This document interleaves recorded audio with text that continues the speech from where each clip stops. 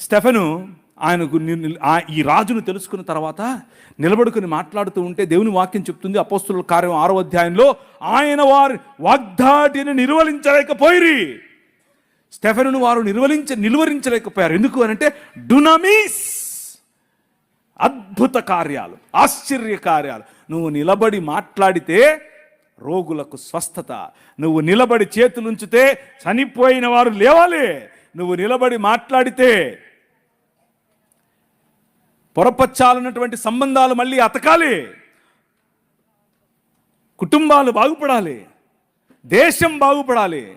అది నీ రాజు. నీ రాజు నిన్ను పిలిచింది అందుకు. ఎందుకు అంటే ఆకాశములు ఆయనను పూరించలేవు, మన మానవ భాష సరిపోదు. మీరు ఆయనను మీ మనసు నుండి తీసేయలేరు, మీరు ఆయనను అధిగమించలేరు, ఆయన లేకుండా ఉండలేరు. Because he is your king. ఆయన రాజు, మామూలు రాజు కాదు. ఆయన ఎలక్షన్లలో పోటీ చేసి నిలబడేవాడు కాదు, ఆయన జెండా పట్టుకొని తిరిగేవాడు కాదు. కానీ హృదయమనే నీ ఇంటిలోన రాజై కూర్చున్నవాడు, నీ జీవితాన్ని ఏలేవాడు. నువ్వు కట్టుకున్న బట్ట ఆయనది, నువ్వు మాట్లాడే భాష ఆయనది, నువ్వు ఉంటున్న ఇల్లు ఆయనది, నీ దేశం ఆయనది, నీ ఊరు ఆయనది, నువ్వు తిండి ఆయనది, నీ బ్రతుకు ఆయనదే. That is your king. నువ్వు ఒప్పుకున్నా ఒప్పుకోకపోయినా ఆయనే రాజు. పరిసయ్యులు ఆయన్ని చూశారు. ఆయన్ని చూసి, యూదుల రాజుకు క్రీస్తువు నీవేనా అని అంటే, ఆకాశమేఘారూఢుడై మనుష్య కుమారుడు దేవుని వద్ద నుండి దిగివచ్చుట మీరు చూస్తారు అనంటే మతం తట్టుకోలేకపోయింది, బట్టలు చింపుకుంది. ఎందుకు అనంటే మనుష్యత్వాన్ని, నేను చెప్పాను మీకు, నిజమైన మనుష్యత్వాన్ని చూసినప్పుడు, నిజమైన దేవుని కుమారత్వాన్ని చూసినప్పుడు, నిజమైన దేవుని కుమారుడు బ్రతికే బ్రతుకును చూసినప్పుడు మతం తట్టుకోలేదు, బట్టలు చింపుకుంటుంది, బట్టలు చింపుకుంది. కానీ ఈ రాజు, నీ రాజు, ఆయన పరిసయ్యులు ఆయనను నిలువరించలేకపోయారు.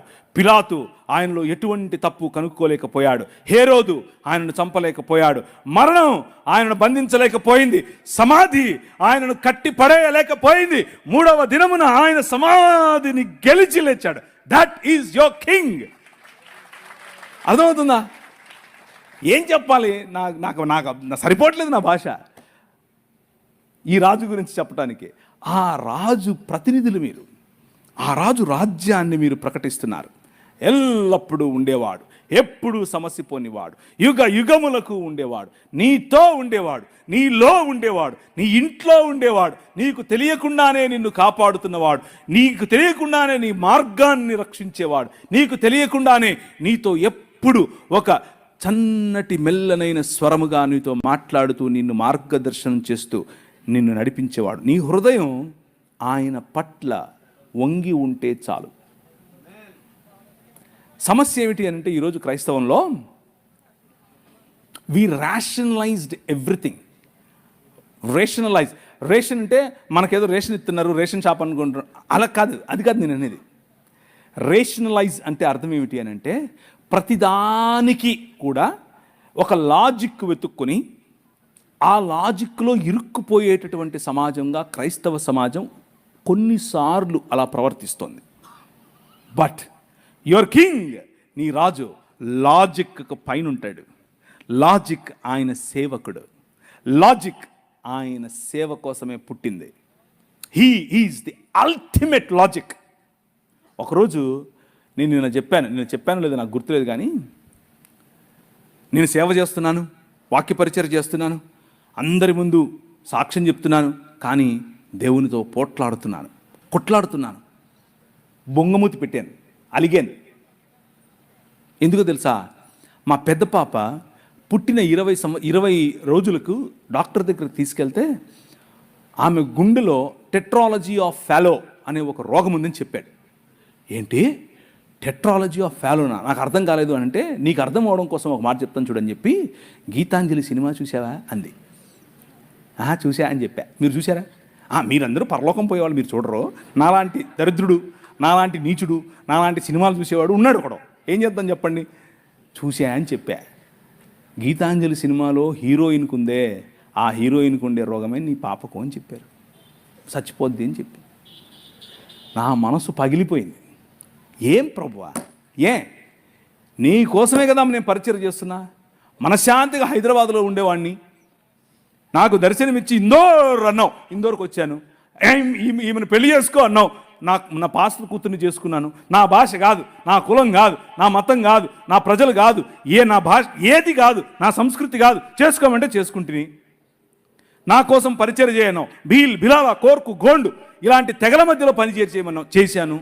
ముస్లింలు వచ్చి చిరుతప్పులలాగా పడుతున్నారు, కానీ నువ్వేమన్నావు? కానిరా, నీకోసం నేనున్నా, కొట్టు అన్నావు. నేను అధ్యయనం చేశాను, అధ్యయనం చేసి నీకోసం నిలబడ్డాను. నీకోసం నేను ఇంత చేస్తే నా బిడ్డకు నువ్వు ఇలా చేస్తావా? మీలో ఉందా ఈ ప్రశ్న కూర్చున్న వాళ్ళల్లో? ఏం ప్రభా, నీకోసం ఇంత నేను భక్తిగా జీవిస్తూ ఉంటే నాకెందుకు ఈ కష్టాలు? నాకే ఎందుకు నా మొగుడు ఎప్పుడు తాగుతూ ఉంటాడు? ఎందుకు నా భార్య ఎప్పుడు నా మీద సరుగుతూ ఉంటుంది? ఎందుకు నా పిల్లలు నా మాట వినరు? ఎందుకు నా ఆర్థిక ఇబ్బంది నాకే ఎందుకు? ఉందా ఈ ప్రశ్న మీలో? నేను ఆ ప్రశ్న గుండానే వెళ్ళా. హబక్కూకు గ్రంథంలో హబక్కూకు మఠం వేసుకొని గోపురం ఎక్కుతాడు, గోపురం ఎక్కి కూర్చుంటాడు. నువ్వు నాకు చెప్పాల్సిందే, నేను వదలను. ఎందుకని? ఈ అవినీతి పరులు వచ్చి మాకు తీర్పు తీర్చడం ఏంటి? మేము నీ పిల్లలం కదా అంటూ మఠం వేసుకుని కూర్చుంటాడు. ప్రభు అంటున్నాడు,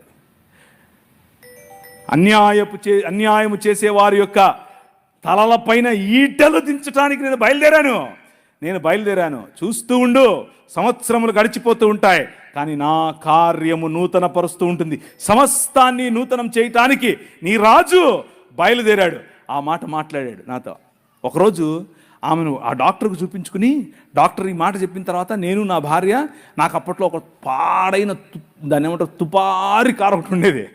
అది చెత్త, అది కారు కాదు, అది. దాంట్లో వస్తున్నాను సైడ్లో ఆపి, తట్టుకోలేక లోపలున్న ఈ కోపం, లోపలున్న ఈ దాన్ని ఏమంటారు, పగిలిపోతుంది లావాలాగా.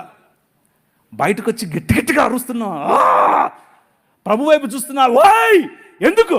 నాకే ఎందుకు? ఏడుస్తున్నా, కళ్ళలో నీళ్ళు కారిపోతున్నాయి. అందరూ, ట్రాఫిక్ అందరూ చూస్తున్నారు. ఇలా ఏంటి పిచ్చి పట్టిందా అని. ప్రవక్తల జీవితాల్లో ఇలాంటివి ఎన్నో జరిగాయి. హబక్కూకు జీవితంలో ఇదే జరిగింది. మఠం వేసుకుని మిద్దెక్కి కూర్చున్నాడు. ఏ ప్రభువా, ఈ అలిగేషన్ నాకే ఎందుకు? నేనేమి చేయలేదే ఆ అమ్మాయిని. ఊరికే నా మీద కేసు పెట్టింది, ఊరికే నా మీద ఇలా అవాకులు చవాకులు. ఎందుకు ఇది? నో, అగ్నిలో పుటము వేసి తీసినట్టు బంగారము వలె నిన్ను బయటకు తీస్తానన్నాడు. ఆయన తీశాడు. హల్లెలూయా, ఆయన తీశాడు. నీ కింగ్, నీ రాజు. నువ్వు చేయాల్సిన పని ఏంటంటే, అలుగు, కొట్లాడు, పర్వాలేదు. ఎందుకంటే ఆయన నీ నాయన, మీ నాయన, నీ తండ్రి. ప్రియులారో, దేవుని యొక్క కృపారమైనటువంటి కృప అంత అక్కర్లేదు. నాయనా ఏంటిది అను చాలు. నువ్వు గొప్ప గొప్ప ఫ్లవరీ లాంగ్వేజ్ మాట్లాడక్కర్లేదు. ఆయనకు అదంతా అవసరం లేదు. నువ్వు పల్టీలు కొడితే, నువ్వు ఉపవాసం ఉంటే, నువ్వు ఏదో చేస్తే ఆయన నీకు ఇస్తాడు. నేను కొట్లాడే ఆయనతో. ఎందుకు? నా బిడ్డకి ఎందుకు? ఆయన అన్నాడు, ఒరే, ఒక ప్రశ్న వేసాడు. ఒరే, నీ బిడ్డ అనుకుంటున్నావా? నా బిడ్డ కాదా అన్నాడు. కళ్ళు అలా కారిపోయాయి అంతే. నా బిడ్డ కాదా? పట్టతల మొహోడా, నువ్వేం ప్రేమించావురా నీ బిడ్డని? ఐ యామ్ ద కింగ్ అన్నాడు. నేను రా రాజు, నేను చూసుకుంటా ఆ పాపను అన్నాడు. సంవత్సరం లోపల కంప్లీట్ కరెక్షన్. నారాయణ హృదయాలయాలో తీసుకెళ్తే కంప్లీట్ కరెక్షన్. మిగిలిన పిల్లలు ఎలా ఉన్నారో అలాగే నా పిల్ల ఎదిగింది, నా పాప ఎదిగింది, పెరిగింది. ఇప్పుడు 17 సంవత్సరాలు. ఈ ఏప్రిల్లో బైబిల్ కాలేజ్ అమెరికాలో వెళ్తుంది. ఎందుకు తెలుసా? My king he still lives today. ఆయన ఇంకా బ్రతుకున్నాడు. ఆయన చావును చంపిన రాజు. నేను అలిగినప్పుడు, నేను గొనిగినప్పుడు, నేను ఆయనకు వ్యతిరేకంగా ఆలోచించినప్పుడు, నాకే ఎందుకు చేశావు అన్నప్పుడు, అసలు నేను ఇవన్నీ ఎందుకు చెప్తున్నా నాకు తెలియదు. నేను ప్రిపేర్ అయ్యి వచ్చింది ఒకటి, మీకు చెప్పేది ఒకటి. కానీ ఎందుకో చెప్తున్నా వినండి. మీలో ఎవరో కూర్చొని ఉన్నారు, ఎవరో ఈ క్వశ్చన్తో ఉన్నారు. మీకే ఆన్సర్ ఇది. Your God did not leave you. నీ దేవుడు నిన్ను వదల్లా.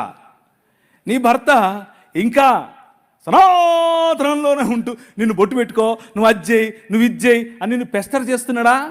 నువ్వు అలక్కు, నువ్వు దేవునితో కొట్లాడు, పర్వాలేదు. కానీ నీ రాజు నిన్ను చూస్తున్నాడు. ఆయన సమస్తాన్ని నూతనపరుస్తున్నాడు.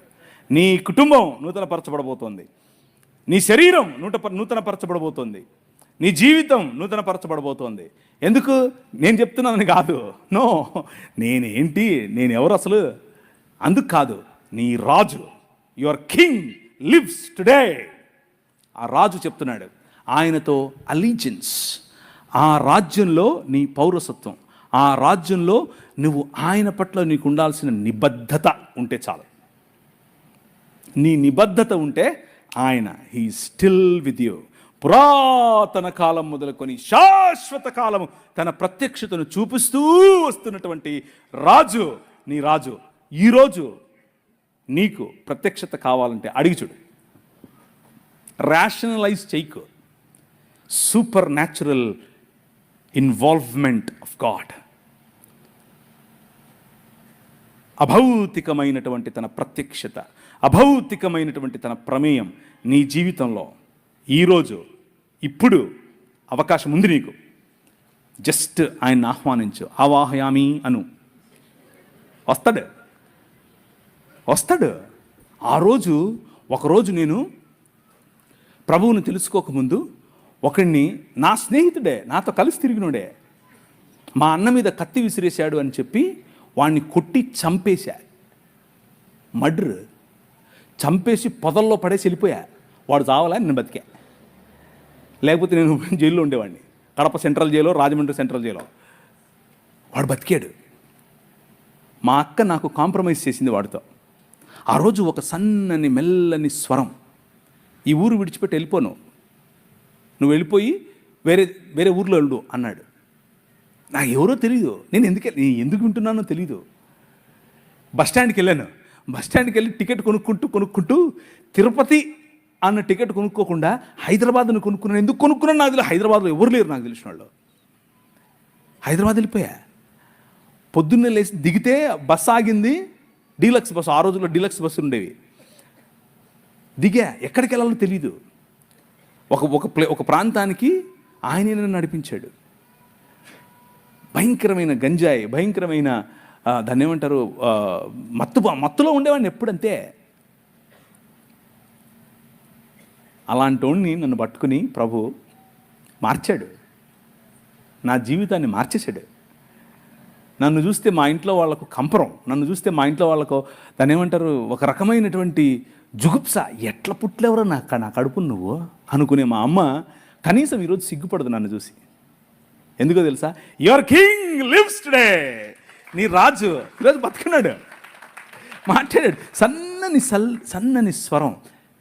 నీకు వినిపిస్తుందా? ఆ స్వరం నీకు వినిపిస్తుందా? నాతో మాట్లాడాడు ఒకరోజు.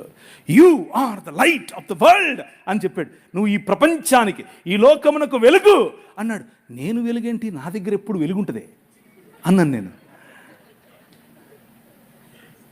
But that king transformed my life.